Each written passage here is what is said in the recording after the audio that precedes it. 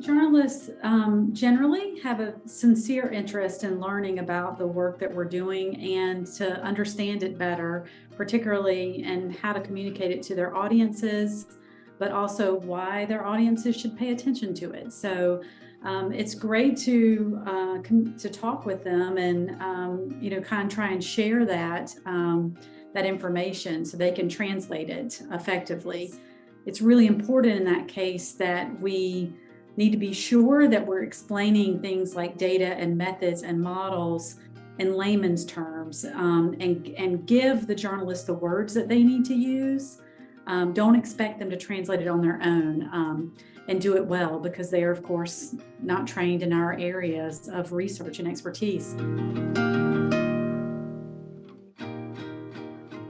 We need to have relationships with the media and the public so that when disasters happen, we are ready and we have a relationship with those in place so that we're trusted.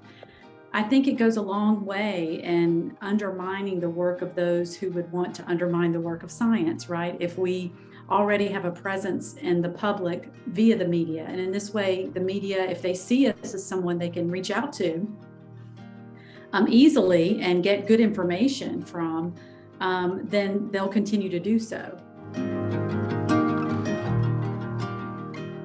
The first is to ask the journalists to give you some guidelines about what they're going to ask you about. This is important because it gives you the opportunity to think through and create succinct answers to their questions that can easily be quoted, for example, because when you rely on journalists who don't have expertise to try and translate what you said and create an impactful quote, oftentimes they miss the mark a little bit. So it's on us to give them the impactful quotes.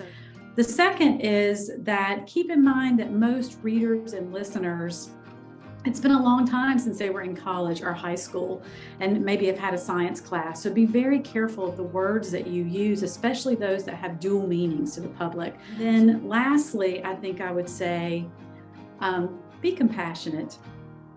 While we may be excited about a latest model, for example, that shows increasing flood risk, remember, we're talking about people's lives and their livelihoods and their homes. So it's really important for scientists to remember when we're talking to the general public, even though the work that we put into understanding models and deploying methods effectively and efficiently as possible, that is a lot of hard work. I understand that.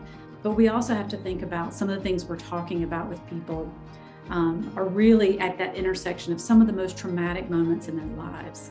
So that's my big advice.